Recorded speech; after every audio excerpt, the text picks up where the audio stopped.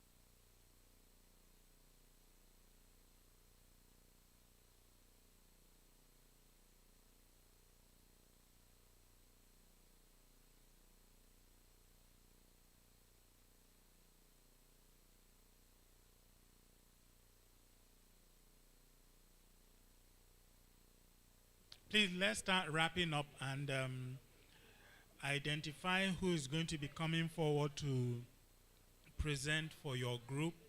We're moving to group presentations in 1 minute.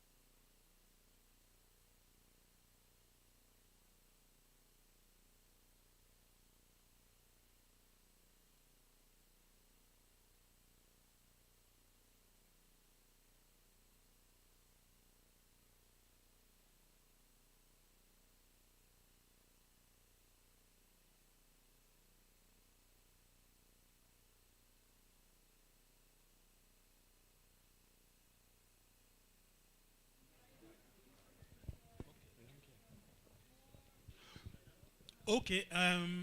So we're moving to group presentations. Power. I thought you would have finished by now. You're rounding up. So who is ready to present?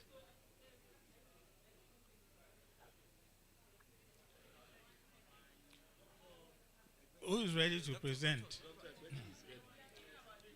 We have to come and move this body away. Oh.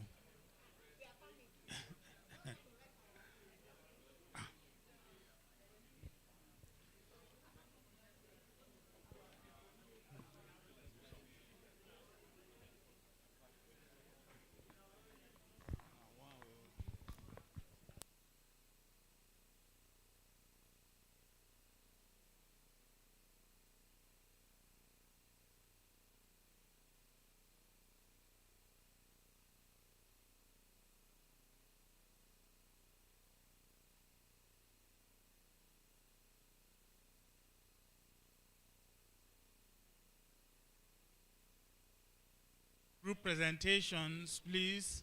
Don't let us come round and seize your answer sheet. So as invigilator in the olden days now, exam is over. Come and seize it.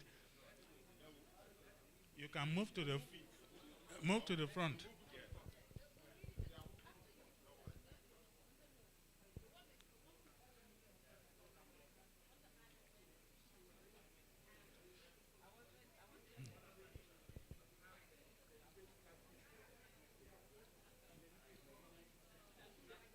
Yeah, done. Okay. So just move it.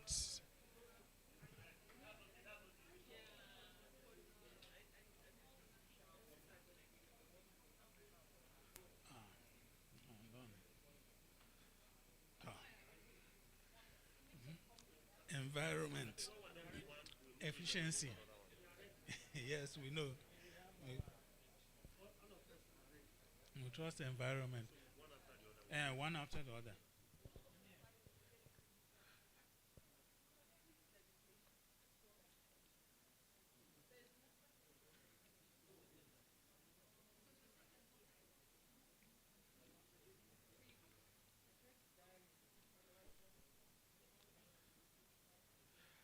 Why are you putting it there? You want to sit in front with him.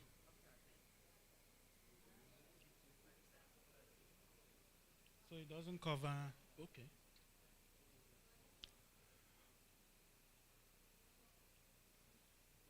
So, engineer doctor,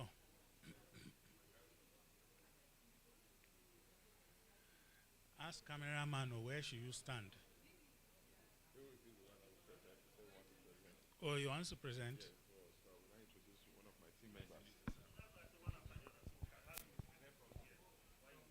We are together.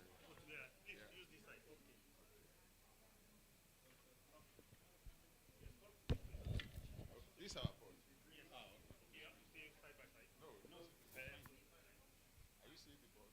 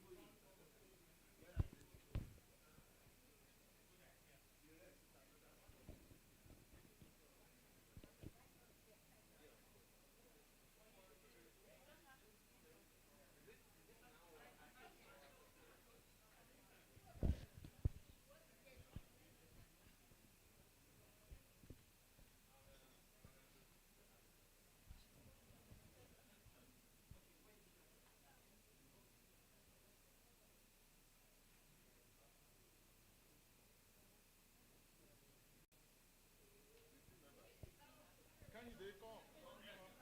So the team member will stay here. When the workshop.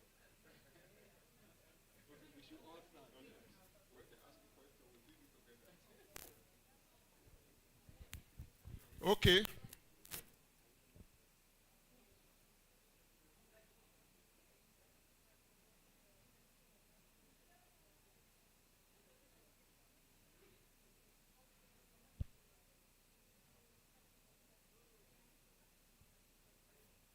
So we are going to start right now. So we are Group D. And our thematic topic given to us in our group is industry and professional standards.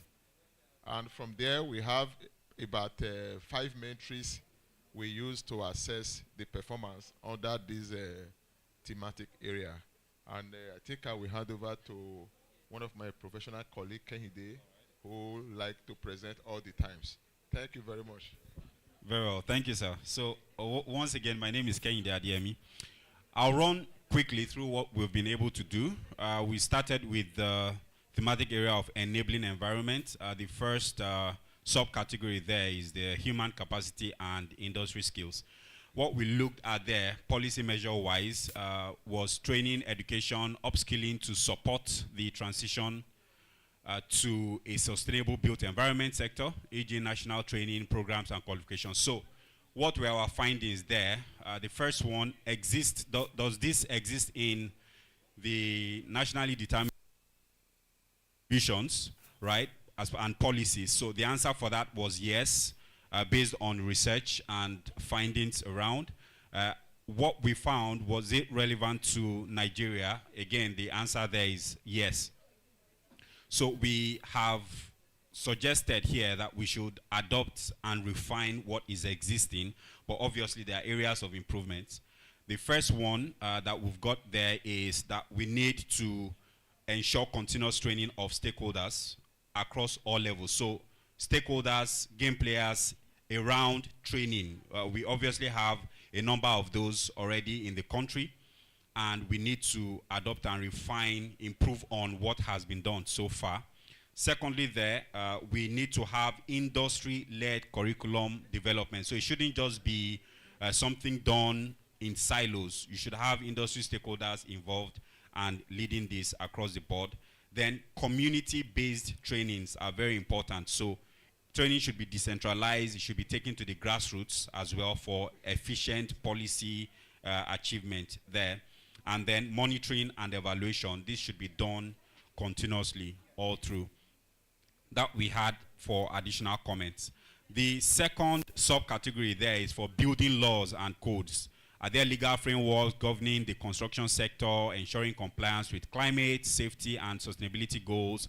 These include building codes and standards to deliver 2030 and 2050 climate goals. The response there is yes, actually we've made a lot of progress. We have quite a lot of professional organizations across pretty much every field or sector of practice in the built industry. So this is a big yes there. Is it relevant to Nigeria? Again, the organizations are working all together to achieve this goal, which again is yes. Now, what we're saying here is under the adopt section, yes, we will adopt and refine, but there are rooms for improvement. First and foremost, we need to align, come together, synthesize all the different progress and efforts, input from all these different organizations, ensure that there's good synthesization of what has been done so that we work together on the same front. Then secondly here is, and when we're talking about alignment, we're talking about codes and existing standards, align codes and existing standards. And then we need to have continuous updates of these codes, because these requirements, I mean, challenges with the climate, sustainability issues keep evolving almost every day. New indicators are emerging every day, so they need to be updated continuously. Then we need to integrate sustainability into building codes. So at some point in time, sustainability was not a key discussion within the industry, but now it's gaining more traction, and we need to also ensure that it is well integrated into the progress done. We also captured that we should ensure implementation, monitoring, and implementation of a Building Safety Act within Nigeria. Building Safety Act, especially at the construction level, where stakeholders need to pay more attention to what and how we practice building and construction in the country. We also emphasized, yes, so that's enforcement implementation. All right, so next, the thematic area next is equity and access, skills and workforce equity. And what our findings are is that yes, there are policies existing. For example, we have the national energy policies, national employment policy rather, pardon me. And are these policies relevant to Nigeria? Yes, that is the answer. The answer is yes, it's relevant. We need to adopt and refine there. What are some of the suggested refinements for that? Are we together? Are we together? Okay. So, what are the suggested refinements there? We identify that there's need to implement health and safety standards. There's need to ensure sector-specific skills development, not just something generic, sector-specific. We need to also promote more of inclusivity and gender balance, especially in Nigeria. The truth is, Nigeria, when you look at the gender balance, it looks like it's tilting more to the masculine end. We need to strike that balance. And then the National Industrial Court as well, the NICN, needs to be strengthened as well to ensure that implementation is taken seriously. Moving on to the next one, that's the thematic area of circularity. Starting with the first one, they're building with the right resources. So this is split into three. For the first part, building with the right resources looks at policies that mandate the provision of functional and environmental product information on dismantling, reusability, and so on. So what have we discovered here? Yes, there are existing policies in that regard. And yes, these are relevant to Nigeria. We need to adopt and refine. For the refinement suggestions, one, we need to establish standards and certifications for green materials. We need to be more intentional about green materials adoption within our standards, right? We need to partner with organizations, for example, like the Standards Organization of Nigeria, and actively hold them accountable, right, to ensuring that this monitoring is properly implemented. We need to ensure up-to-date inputs in, for example, the Nigerian Circular Economy Roadmap, NCERM, that targets the Vision 2050 to ensure that the circular economy is active and well implemented in Nigeria. We need to promote public procurement for circular construction. So we need to push the discourse of circular construction as well into the mainstream and ensure that the public procurement is implemented in that regard, especially for public projects. Enhance material recovery and revise logistics, okay? We need to embed circularity into NDC monitoring and reporting. And then it's very important that I highlight that we mentioned here that we establish national standards and certification for green construction. So we also need to push that discourse out there. The second bit on building with the right resources here focuses on buildings regulations that remove barriers and facilitate market entry of the secondary building materials. Do we have regulations in this area? The answer is no. We are still quite behind on that. Will this be relevant to the country, to Nigeria? The answer is yes. We need to develop and adopt and refine. That's the action on adoption and refinement. And then for what additional refinements that we need to do there, we need to implement an industry-led framework for the development of infrastructure policies for demolition, increase advocacy and public enlightenment on 3 Rs. So reduce, reuse, recycle. In construction, we need to push that narrative. There should be legal enforcement to accommodate this position. And then we need to look into encouraging local production of building materials, for example, through incentivization, right? So that is on that. Then on the third bit of the building with the right resources, do we have regulations? So for that, it looks at the use of secondary materials in construction through, for example, mandatory recycled content and all that. So do we have policies there? No. Okay. Do we have policies there? No. relevant to Nigeria? Yes. What should we do? There should be a legal enforcement to push this. We should encourage local production of raw materials, okay? Then building efficiently. What do we have here? No policies there as well. Yes, I'm rounding up. Thank you, sir. Relevant to Nigeria, yes. Develop and adopt, refine. There should be legal enforcement as well. And then to the final bit, health and well-being. What do we have there? I'll just go straight to the suggested refinements. So for that, for protecting health, improving air quality, we need to integrate health into climate policy. We need to establish climate health action plan at all levels. We need to strengthen climate health resilient infrastructure. We need to strengthen the Nigerian Center for Disease Control to track and map climate-sensitive diseases. We need to scale public awareness and education on choice of utilizing materials. We need to promote green building standards. And of course, we need to advocate the use of low volatile organic compounds and materials in construction. And then finally, on integrating with nature, we need to promote integration of green infrastructure. We need to expand urban forestry and community gardens. We need to conserve wetlands, and we need to include passive designs in building and infrastructure development. Thank you very much. Thank you very much. I think he meet up. So just a key takeaway to for the president is that I am a member of some of the codes in Nigeria Society of Engineers, and we have discovered that, for example, the building code, the energy efficiency code, and other code, they were developed before the concept of green building and sustainable environment. So we should take it up and see how those codes can align with the vision of Green Building Council Nigeria. Otherwise, while we are talking about green, they will be talking about gray.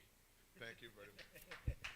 Thank you, and I think it's something it's great that NSC is here, and it's something that we want to work with other professional bodies on, really, to look at how we can come up with a holistic building code. It shouldn't even be called a green building code. You know, I look for the time when we no longer have green buildings. We have a blog article about that. No more green buildings, just buildings. Everything is a building. You don't have to now say it's green, it's natural. So that's what we're looking to. So thank you for this group. Who is coming up next? Okay, power.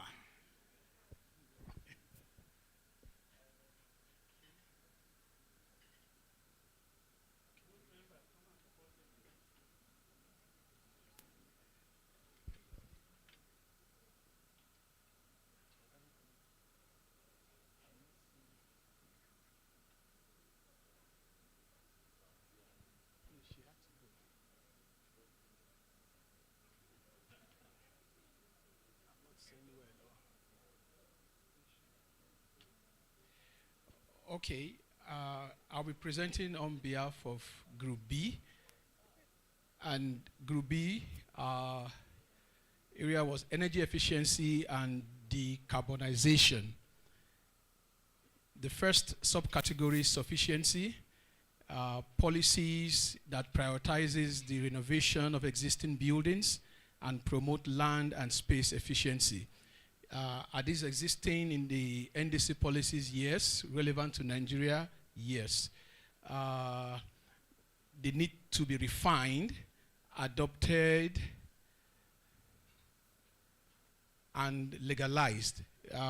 What we are recommending, we have some of these policies that are not yet passed into law. They have not been officially adopted. There's need for them to push for that. And some of them also need to be realigned, need to be updated to suggestions for the refinement includes building energy efficiency codes in the NDCs before legalization, capture of energy efficiency measures for new and existing building. These are suggestions that we recommend that should be captured during the updating.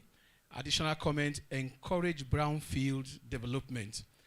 The second subcategory, efficiency, mandated minimum energy MEPS standards in codes and policies to drive energy efficiency in new and existing buildings for the key building technologies, heat pumps, lighting appliances, align with the goal of doubling energy efficiency.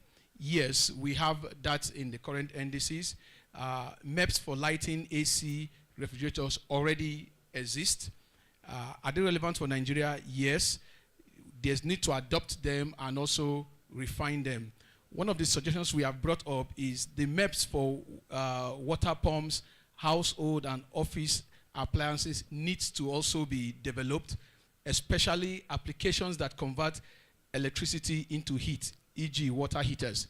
We recommend that MEPs for such appliances should be developed. Then we also encourage incentivizing adoption and the purchase and use of these technologies, renewable energy and energy efficiency, building rating systems, energy efficient appliance and rating systems. What we are trying to emphasize here is these policies are there. It's beyond just having them. We have to find a way to ensure those at the grassroots are able to adopt these policies. And when we talk about changes that these policies would bring, if government do not find a way to create incentives to encourage people to adopt them, it will remain policies and never been implemented. Another area under efficiency is passive heating and cooling measures are promoted and incentivized in new and existing policies. Partially, most of these incentives are not deliberately stated in these policies, and that's why we have it partially existing. Relevant to Nigeria, yes. There's need to adopt them and refine them. Suggestions, bioclimatic architecture and non-zero building designs, encourage hardscape and softscape requirements in green buildings.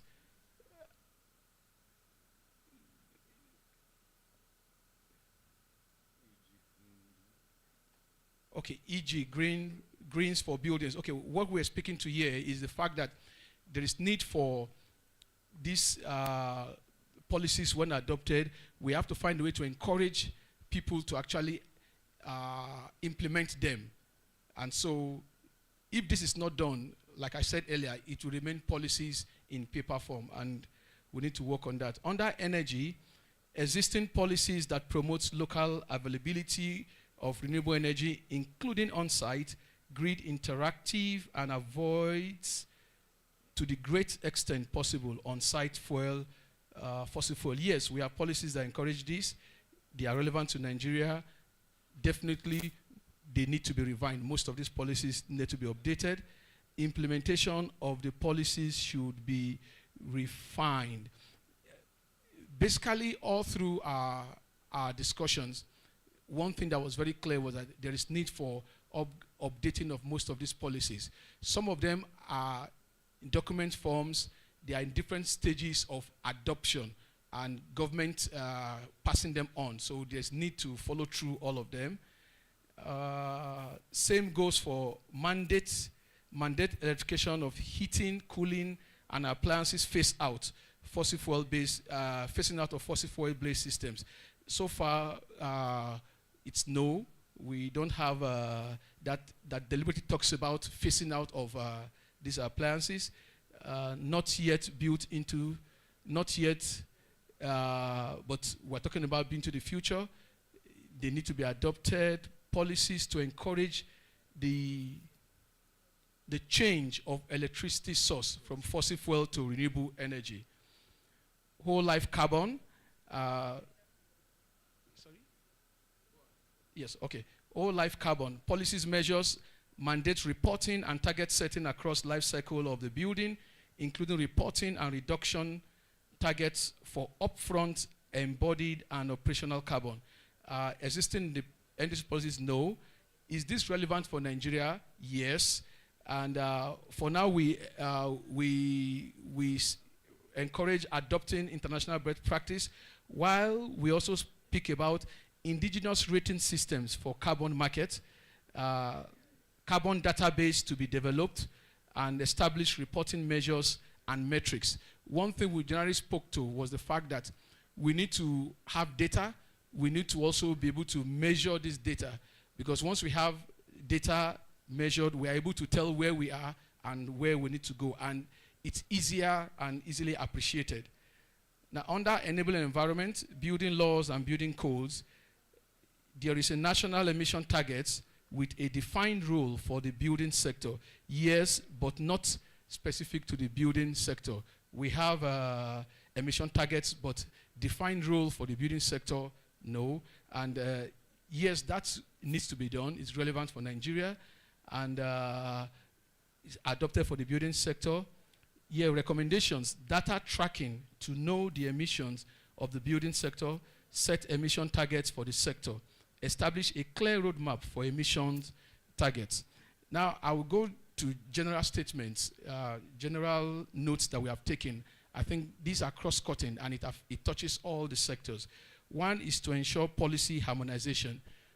We've seen that there are various policies that are spearheaded by various MDAs. There's need to ensure that these policies, when you go through them, they speak to the same purpose. In a case where you have a policy that gives a target for energy efficiency, and you have another policy that speaks about targets for energy efficiency, but the targets do not align. We need to harmonize those. Ensure, define general public awareness of planned and existing policies and benefits of implementation. Now, what we mean here is there's a lot the government has done, it's a lot we are doing, and it's not in the public space. Not very many persons are aware of that. For example, we'll look at policies on waivers for solar panels to encourage the import of use of renewable energy. And you get to the customs, for example, and maybe they're not aware that these policies are there. So there's need to ensure that there's public awareness of what we are doing in the policy space. Capacity building and financing mechanism to support implementation of energy efficiency technologies.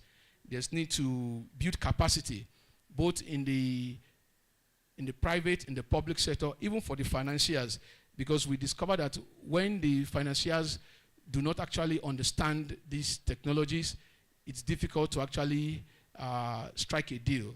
But when they are carried along, it makes more sense. Ensure private sector engagement in policy development, then monitoring, evaluation, and reporting of energy efficiency and green measure usage in buildings. Energy usage data harmonization across all building sector. Still speaks to what I've said earlier. There's need for us to be able to get data, measure data. That way, it's easier to convince people. One of the analogies we made was, for example, everybody in this hall, you are aware that you spend so much on recharge cards, but you don't know how much you spend. If I'm able to tell you how much you spend in a month on recharge card, maybe many of us may just keep one phone and use one phone, or don't even want to use phones at all. So that is only possible if we are able to give specific data. The same thing with energy efficiency and the use of renewable energy. Many of us know that in the long run, you save more being energy efficient. But how much do you save? You do not know. If I'm able to tell you how much you actually save, there will be a rush in ensuring everybody wants to go into renewable, because you know that, yes, you can actually quantify your savings. So this is what we have looked at all through. Thank you. Thank you, Energy team, for this powerful presentation from Ministry of Power. So, who is coming next? Volunteers. Oh. You want to stay there? I think you need to stay. Oh, somebody has jumped in front of you. Okay. Water. Over to you, sir.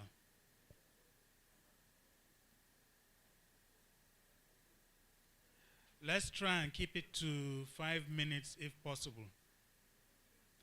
Food is ready and some of us are hungry. You're not hungry.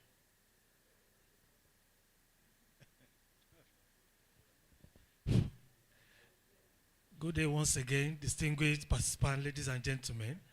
We are from Group C, and our Group C worksheet title is Water Efficiency biodiversity and secularity. Yes, we have our members are here, and the review of policy measures on water use, ecosystem protection, and circular construction practices are major things that we deliberated on. Please, I would like to introduce one of us that will make presentation on behalf of the group. She's a lady, and she's ready to deliver. Let's jam our hands together for her.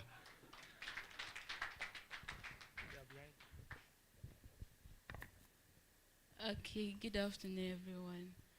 Okay, from the listed breakdown, we have categories, subcategory, policy measure exists in NDC/policies. We have relevance to Nigeria, adopt, refine, remove, suggested, refinement, and additional comment. So for water, we have optimize, which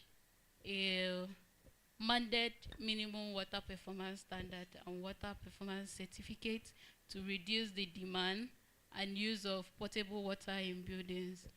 So the policy already exists. And relevance to Nigeria, yes, it's actually relevant to Nigeria because we all benefit from water.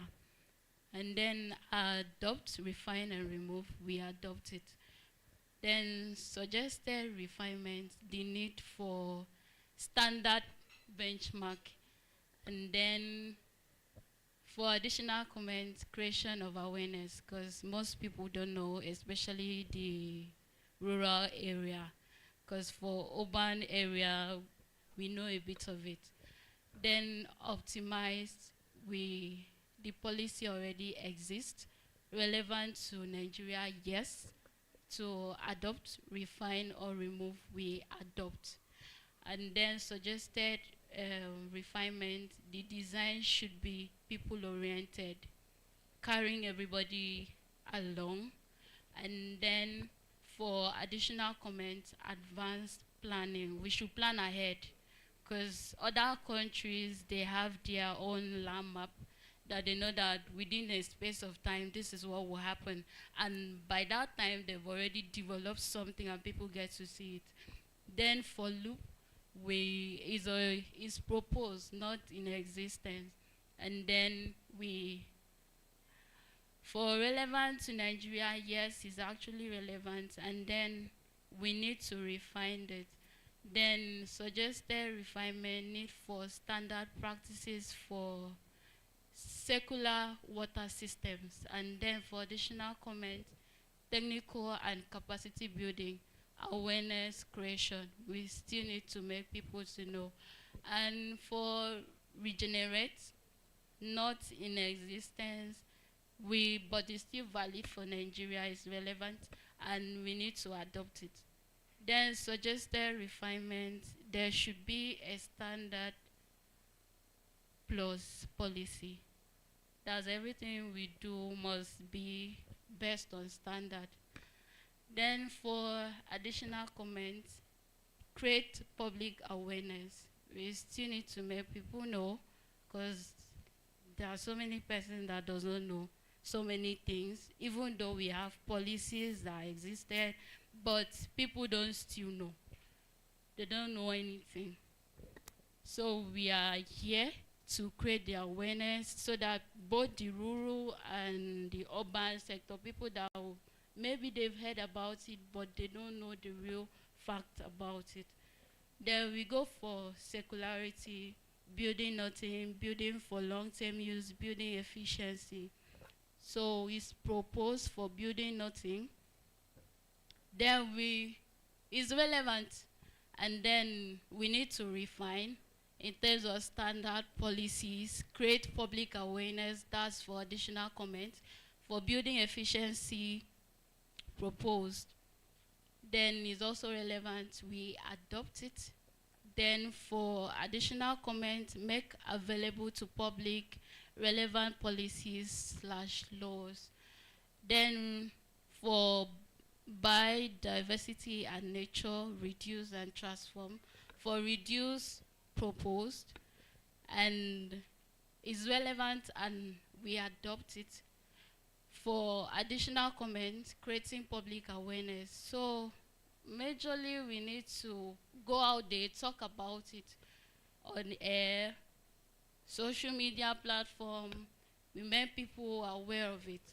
Then for transform, we is proposed, then is relevant, we adopt it, and for additional comments, effective enforcement. Thank you.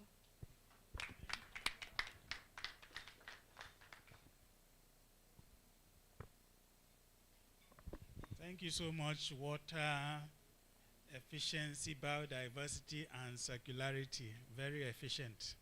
You took your time. So we'll call the next group.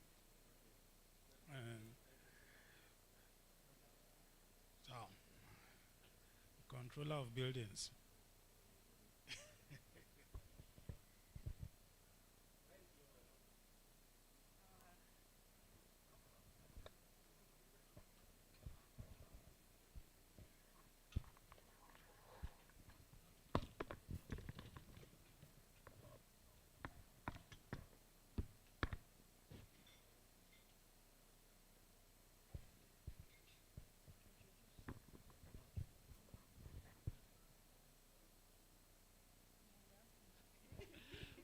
Good afternoon, everyone.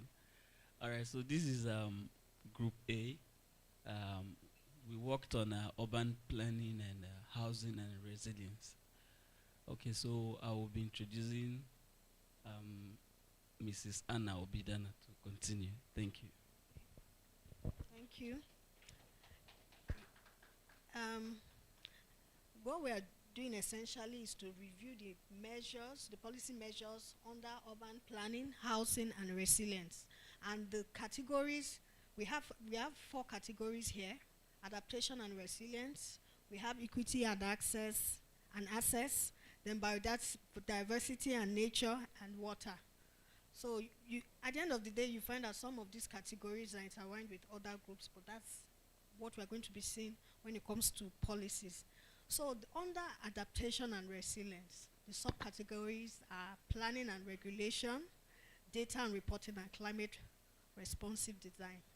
Now, the policy measures we are explaining, are there policy measures that mandate climate risk and building regulations, especially when it comes to resilient performance? And the answer is no, because the index of resilience was just recently added to climate change mitigation. The drive of the built environment was more decarbonization, and it's extremely relevant to Nigeria, because resilience is something we have to build to ensure that we can withstand shocks, especially as in the built environment. We stand shocks that will affect the built environment. So we adopt it and refine it. So we also find out that because there's this tendency for the relevant stakeholders to work in silos, we said there should be synergy so that we can come up with a unified solution. And we established a kind of an NDC support center in Nigeria. Something like that is for data collection. Something like that exists in Malawi and which other country? Malawi and one other country.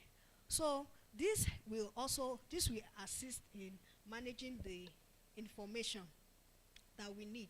So these 2 areas, these 2 areas, and the addition of some like a building resilience index measurement in Nigeria.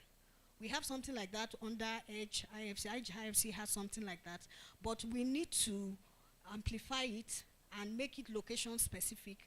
We don't necessarily need to use what Edge has, or we can at the subnational level develop our own building resilience index. That way we can assess new and existing buildings.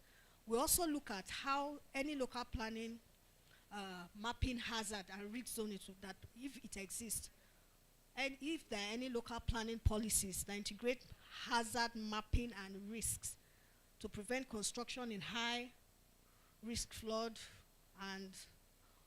or anywhere there's a disaster prone areas. They actually do exist and is relevant, but there's need to also refine it, the key refinement measures is to also encourage synergy, Then awareness. People are not really aware, so there's a sensitization, major sensitization on all those the end users, the stakeholders, and to implement these policies from infancy, which is also part of the awareness plan. So we also look at the existence of contingency plans for climate events. The climate events that actually impact the built environment, heat waves, storms, water shortages, and all of that. There are no, from what we have known, what we know, there are no specific policies, and it's relevant to Nigeria, so we said we'll refine and adopt. But the funny thing is there are no specific policies, but there are some action plans that actually been taken without having a policy backing. Really, it's like the cart before the horse. So having a defined policy will help to give the implementation plan better value and coordination. So this is actually very rich, because what the plan is to have, if we look at the most prominent or the climate event that affects Nigeria as a whole, look at heat waves, storms, and water shortages. We look at things like reforestation, urban greening, slum upgrade via urban renewal, which addresses heat waves, urban greening to assess heat waves, reforestation addresses flooding too, and then we have temporary shelters, because the contingency plans, that means, okay, when it happens, what next? It's there. The plan is there. It's not activated, but when the disaster happens, that is what's more like an active plan. So in areas where we have water issues, like another group mentioned something like that. So we have having local water reservoirs, encouraging recycling and even construction of artificial dams. This will also help to reduce incidences of drought and so on. Then the early warning signs is something that is not really the impact is not being felt, because you just give a warning, but the early warning signs can be upgraded and the impact, and analyzed to show the impact it has on the built environment, so that action can be taken. Because at policy levels, generally you have scientific backing and all of that, because it's policy. But when it comes to implementation, you don't need all that long scientific talk. We need to just hit the nail on the head and say, this is what we want to do. So we are moving to data reporting. NDCs and policies, no, we don't have really any on that, but it's relevant. And this, the idea is to adopt and to adopt, and then in the process of adopting, make our suggestions from infancy, which also ties down to what we have here in this first section about having an NDC support center for data collection. Then we'll make that data not just available, but regularly updated, because we don't want to ask for data and they're giving us climatic data of 1973, before my father was born and stuff like that. So, so the data should also be easy to use. There's the data for professors, there's the data for scientists, then there's the data for the end users. It should be broken down into readable, easy to user-friendly format. Then on climate responsive design, yes, we have it, but it needs to be refined.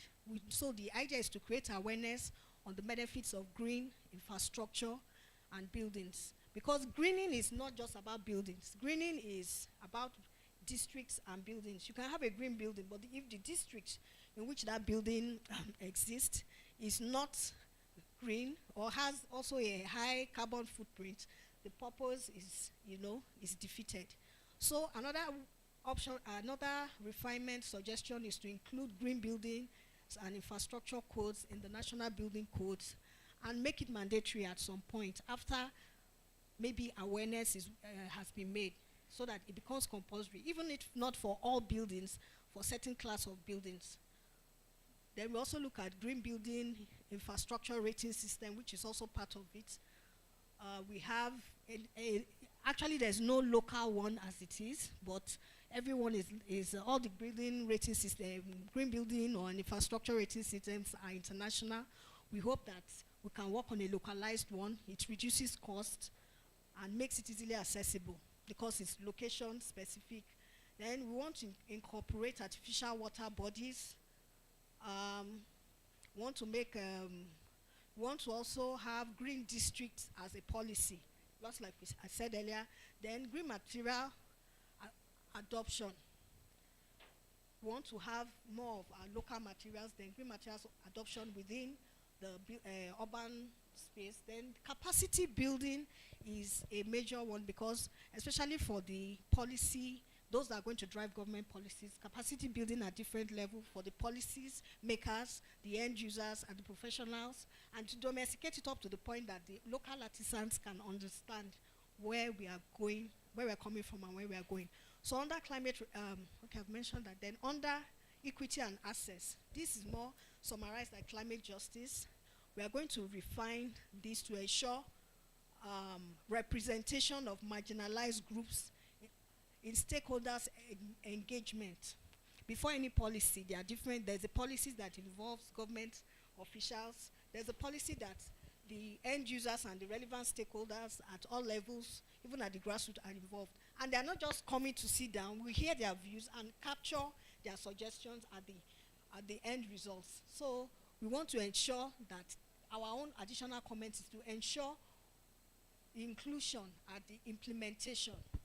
And we can have some form of subsidized, products in terms of maybe giving them a lower value for those, the marginalized groups, giving them a lower value for property, land where they can build, and lower value for some certain products. This will help because this is focusing on marginalized groups, and to make sure that their voice is heard in decision making, not just coming to hear their voice just like that, but whatever they say should be captured. Then we look at urban planning practices. They should actually urban planning practices that prohibit construction and development in ecological sensitive areas. We should not actually promote it, should avoid it, and we should just the only thing we should ensure, what we are refining it with is to map out green belt zones and incorporate it in the master plans. We already have that in base plans and all of that. So we are looking at integrating biodiversity protection into urban planning. It exists, and we are adopting that also based on what is here. We are looking at mandating ecological restoration, post-construction, in wetland rehabilitation of that. We adopt that. And then we also want to look at to restrict development in water scarce or ecologically sensitive areas.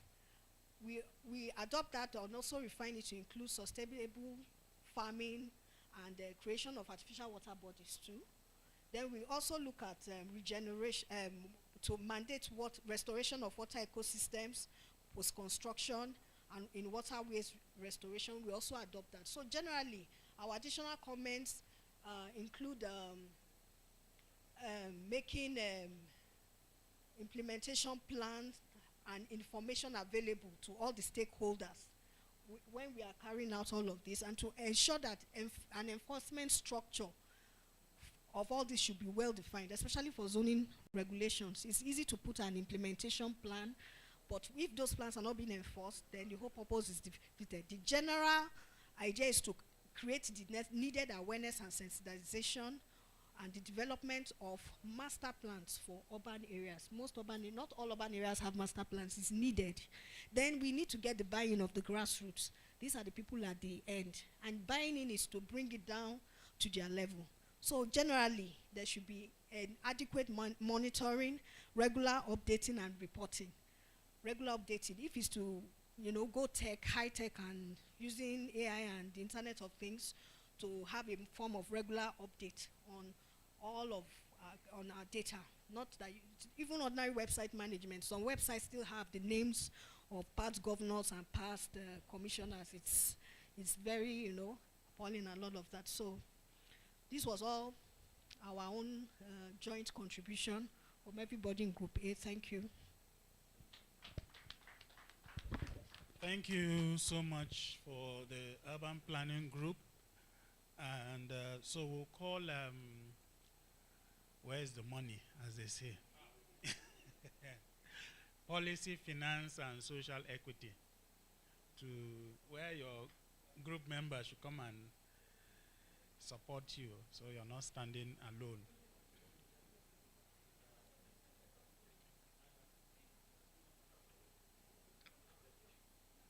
So 5 minutes. Well, Mr. President, this particular topic is like 4 in 1, and you want us to do it in 5 minutes. Anyway, good afternoon, everyone. Quickly jumping into it, once again, we're talking about, within our own group, issues of policy measures on governance, finance mechanisms, and social inclusive climate.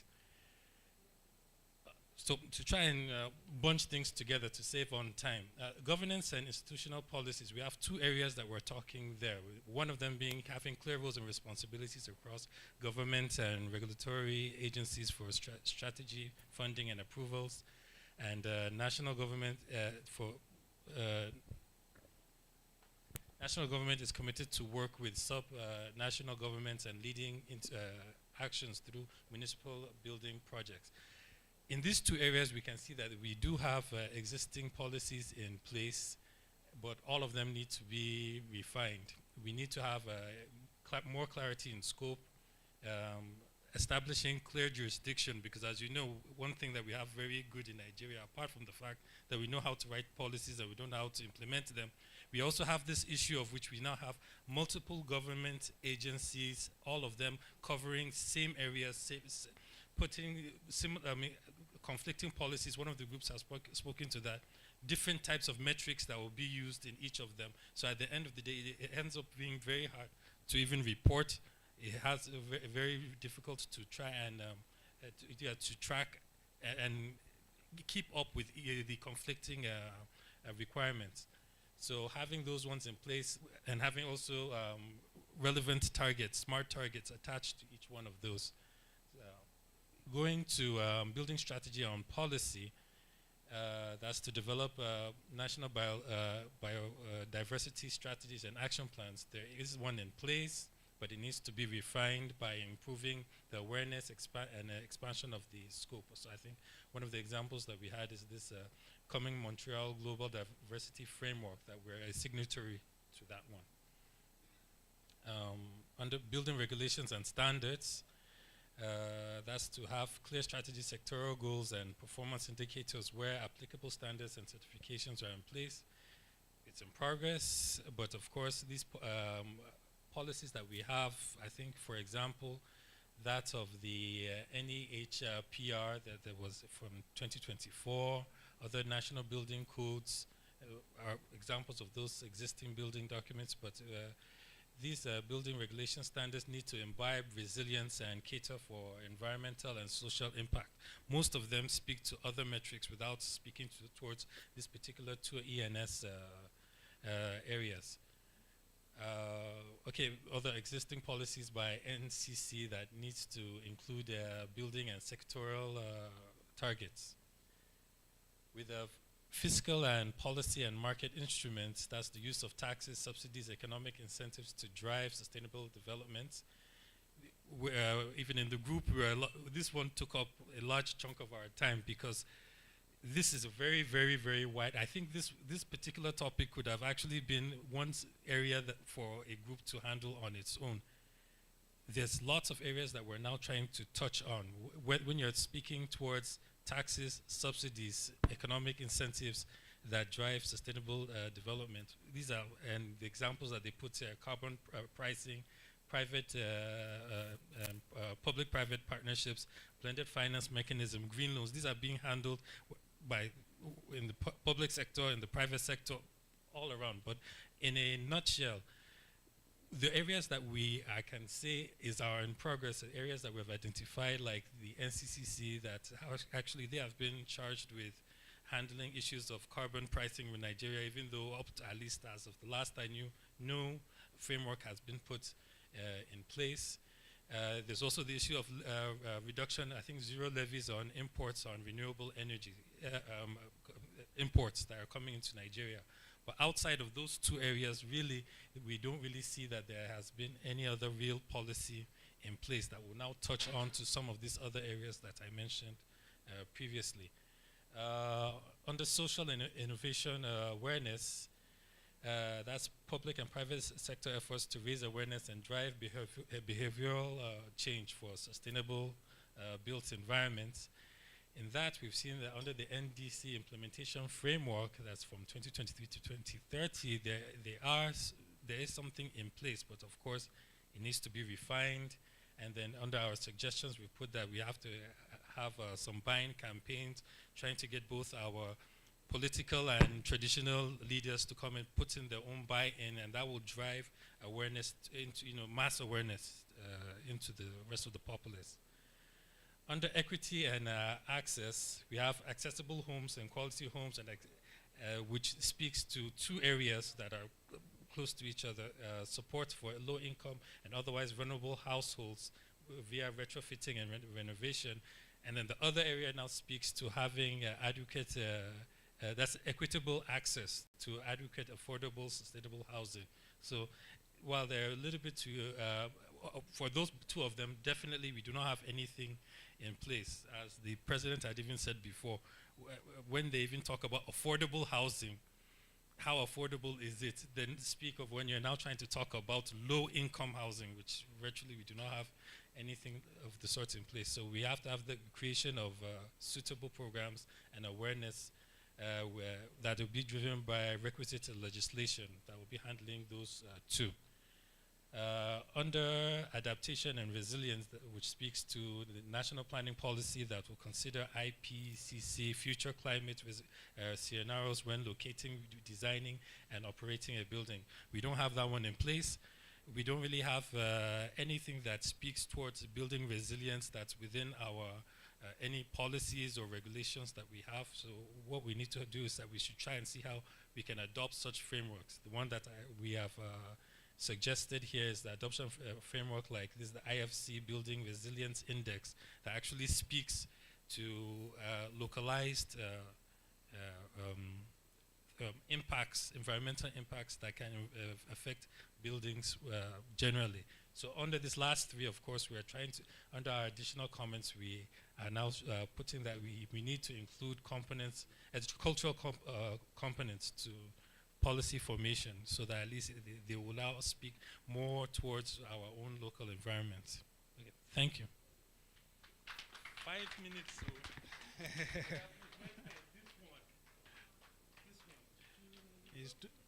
It should be broken down, too big. This one needs to be broken, but 2 groups need to do this one for 2 weeks. Okay, well done, sir. Well done, group. So that's the last group here, but we've actually had people working in the virtual world alongside us. So we want to give them a voice to share what they also talked about and what they found. So we have their able representative, the link between the virtual world and the real world, Mary Ann. She will come and tell us what happened in the virtual breakout rooms. Thank you. Good afternoon, everyone. So I'll just more like additions to what we've done here. We had 3 topics that were also discussed. We discussed on, we had 3 breakout sessions. The first breakout session talked on energy efficiency and decarbonization.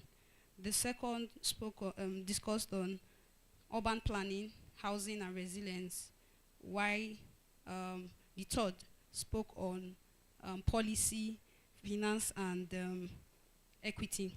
But I have here just two worksheets. The third breakout session have not been able to get their own reports. I have 2 reports here. So first of all, I'll be speaking on the first, which is energy efficiency and decarbonization.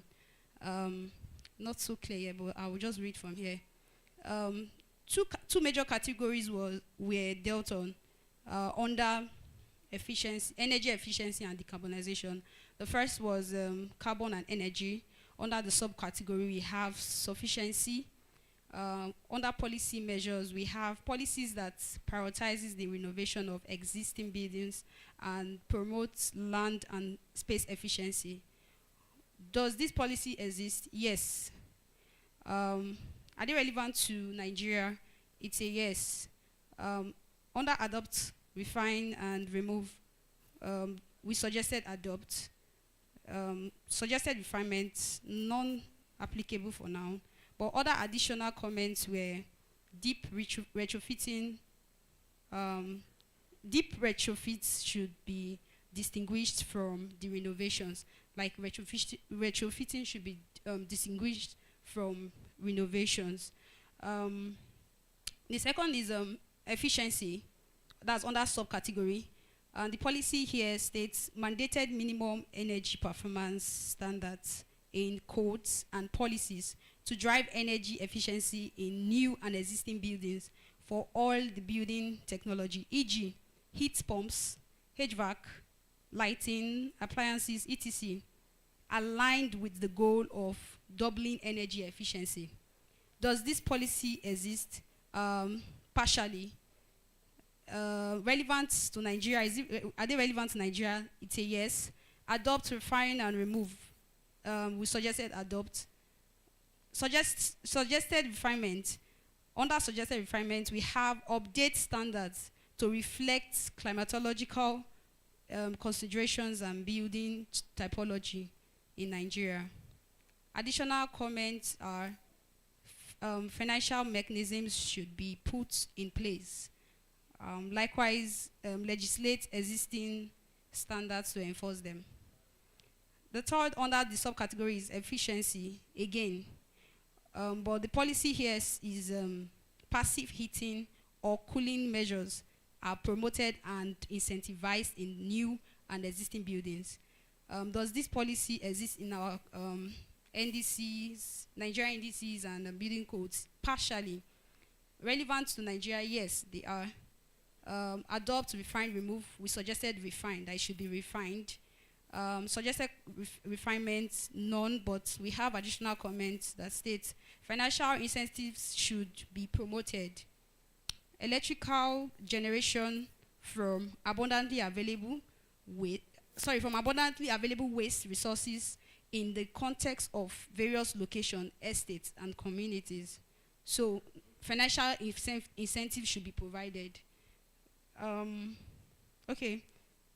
We have energy, still under category 1 of carbon and energy. So another subcategory here is energy.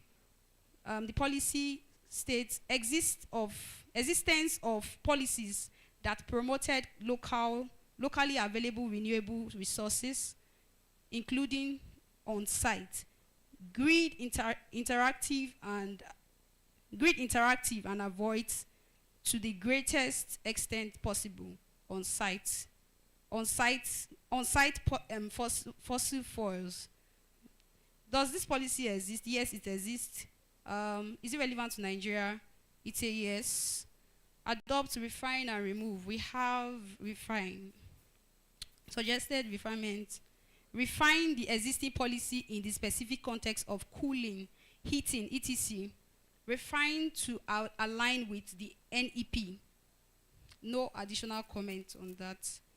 The next is still on energy. We have mandate electrification of heating, cooling, and appliances, phasing out fossil fuel-based systems.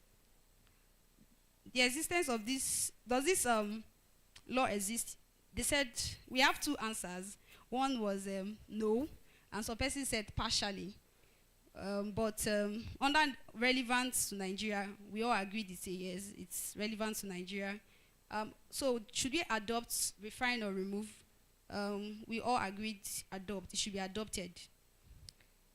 No further suggested refinements, but we have additional comments, which is 1, specific mechanism for carbon calculation should be denied. Framework for LCAs in construction should be created. Local adoption of the edge software.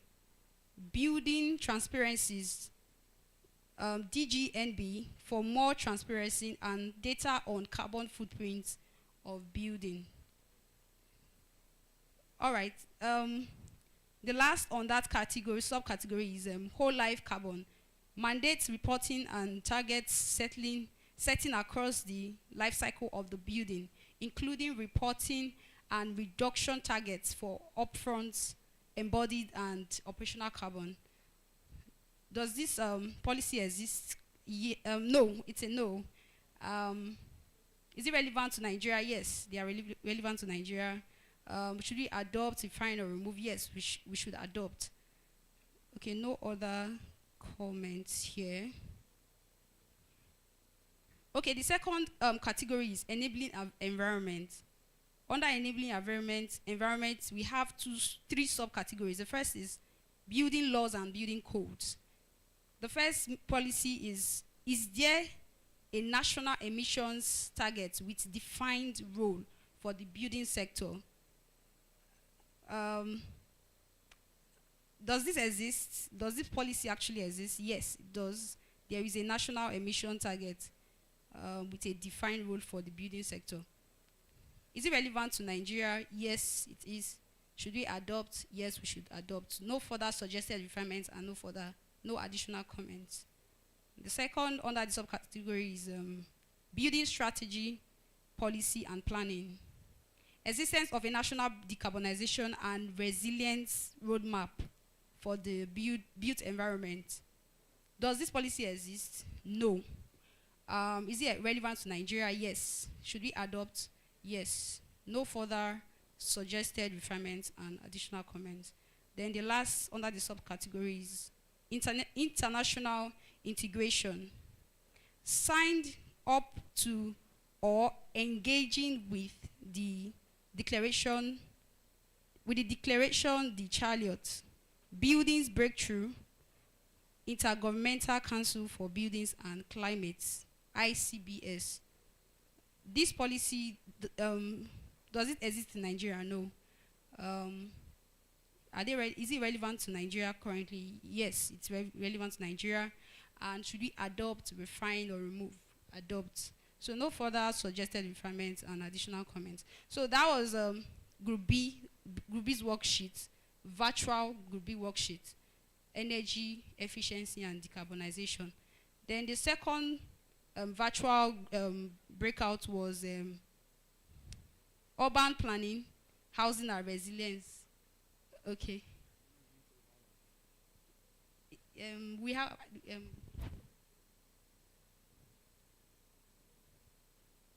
okay. All right. Let me quickly summarize this Group A. We already had one of our groups here worked on that.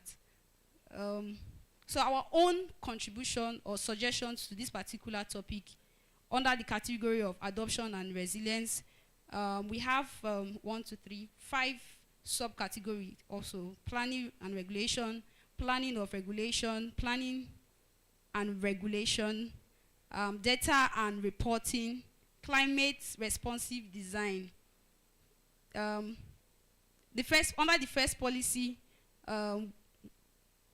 we suggested that this particular policy, I'm supposed to read through, but I will just quickly summarize. So we suggested that the first policy under this category does not exist. We found out that it doesn't exist, but it's a yes, it's relevant to Nigeria, and we can refine this to suit our own policy if we want to adopt it. So we suggested refine.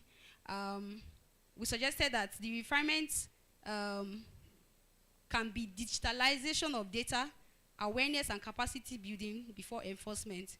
The second policy that was highlighted here, we agree that it exists and it's relevant to Nigeria. We can adopt it, and the suggested refinements would be alignment with global standards. Whatever we are adopting should align with the global standards. Additional comments: need for continuation. There is need for continuation, awareness, and community engagement of these particular policies. We have another yes, and that's another policy which we agreed a yes. We also agreed that it's relevant to Nigeria. So most of the policies that are here, actually, we had just one no, which is the very first one. And also, we suggested needs for refinement. We suggested that the general comment, most especially, was there should be awareness, there should be incentives, and in as much as there are incentives, there should be enforcement. These laws should be enforced so that people can, even down to the locals, people can be involved with using these policies to carry out their building, and construction, and the likes. So, finally, we also suggested that this should be added to curriculums. It should be added to curriculums. It should be recognized globally. And also, there should be need for streamlining intergovernmental collaborations so that these laws can become more accessible. Thank you. Thank you, Marianne.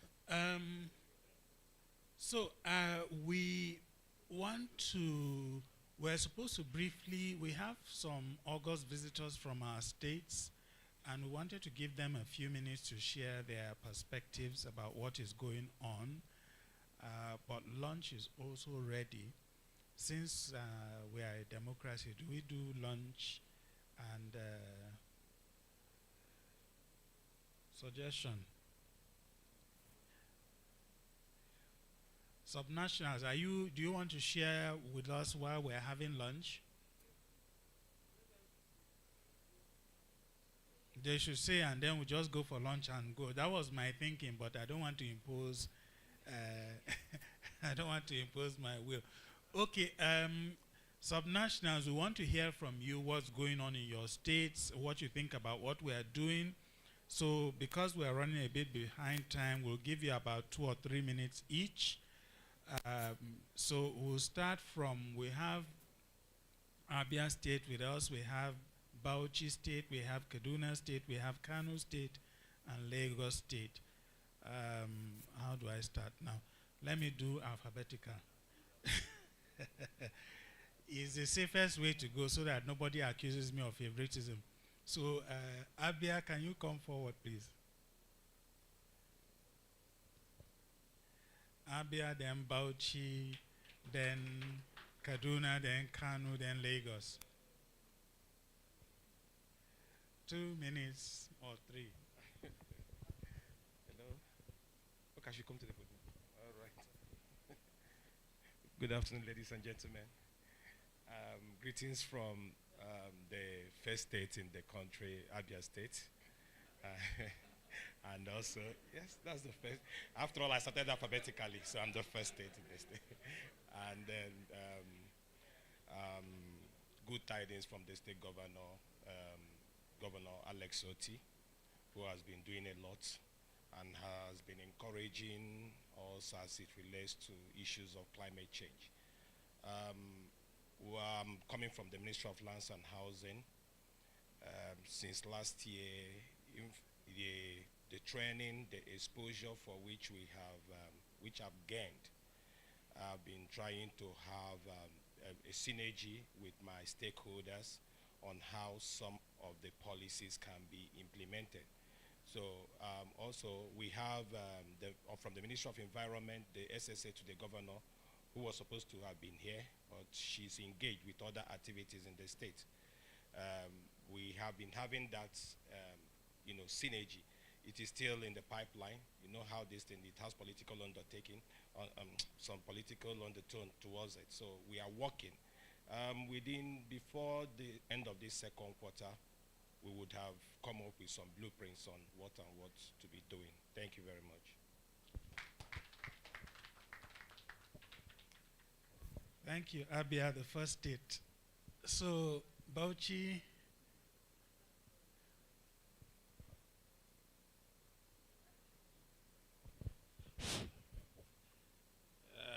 Good afternoon, all. Yeah, my name is Mr. Yamai Mohammed from Bauchi, a quantity surveyor by profession. Well, in my state, Bauchi, I will start with the infrastructural intervention the government, the present governor is doing. You know, I'm from the subgroup of water and resilience. The importance of water to the society cannot be overemphasized. Water supports life in all endeavors of human being, from domestic usage to agriculture, irrigation, so many things to mention. One of which the present governor is doing is the urban water expansion. He started with the state capital. Population is always increasing. We know it. If population is increasing, we need to also think of expanding the infrastructure that supports the water. We cannot have 5 million population in the last, say, 3 years ago, and we still stick to the same infrastructure that is supplying the water to that number of people. We need to expand. So that is exactly what the government is doing as regards the water supply.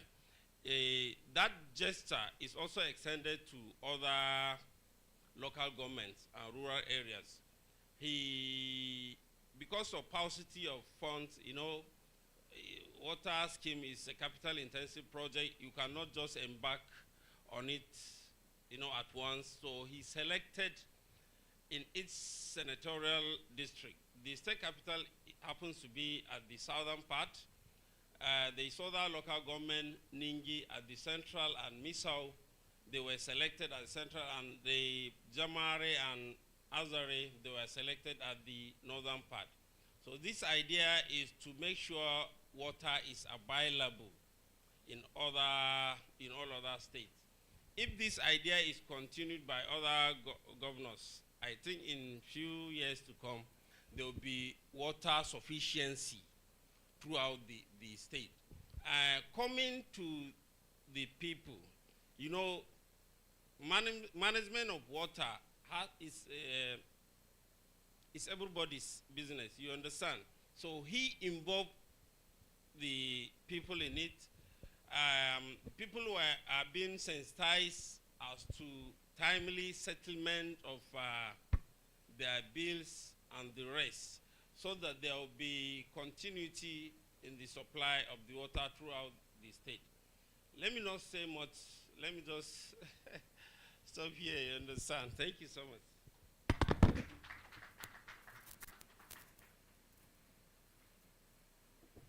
So thank you, Bauchi, for sharing with us what you're doing in your state to extend water supply to the population. So let's have Kaduna. Kaduna is my home, so they have a special place in my heart. I was born there, lived like 50 years there before the lure of Abuja drew me.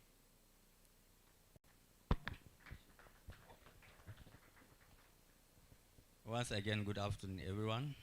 My name is Town Planner Lawal Yusuf Ibrahim from Kaduna State Ministry of Housing and Urban Development. First of all, let me appreciate Mr. President for adopting Kaduna State as his home. We are highly welcome, so we appreciate again. In Kaduna State, when looking at the workshop, right from the content of the first workshop, the second and the third one, the policy measures identified by you, the participants, some of these policy measures, some of them have been already thought of in Kaduna State and are being embedded in various policy documents. For example, the recently concluded Kaduna State Housing and Urban Development Policy carries some of these policy measures identified. The Kaduna State Policy on Environment carry a lot of these measures. Also, the recently concluded Climate Resilience Policy of Kaduna State. So most of these areas identified as measures for the national scorecard have been somehow thought of and embedded into subnational or Kaduna State policies. Now, what we need to do is we look forward to the final NDC scorecard document to see how we can align our own individual policy document with what we have here. Because what we have now at the national is going to be a kind of framework where we align our own to the national level policy. Because I know Kaduna, we have been trying some things, and other states are doing the same as well, but it's very important to have something that comes from the national, so that we cannot have a state doing things in silos, and some of the implementation will even be more easier because it can be tracked and monitored at the national level, which the overall contribution will be for the country at large. So basically, this is what we have been doing. Kaduna State, you know that we have been doing so many things, and we are so much looking forward to the final document from these workshops when it's been concluded. Thank you very much. Thank you, Kaduna. It's great to see what's going on around the states. There's actually things going on, but sometimes we just don't know about it. So, Kanu, are you here? Where is Nasser? Oh, okay. So Kanu has gone. Where is Anna? Anna has gone out. Oh, so okay. So we will just go to lunch. Does anybody have any urgent or special insight they want to share with the group before we go for lunch? We'll just eat, and while we're eating, we'll do our closing remarks and dismiss you. Oh yes, group photograph. We better do that now before more people escape. Okay, so let's come forward for a group photograph. Thank you. I'm growing old. I forgot a lot of stuff. Let's come forward for a group photograph, then we'll go and have lunch.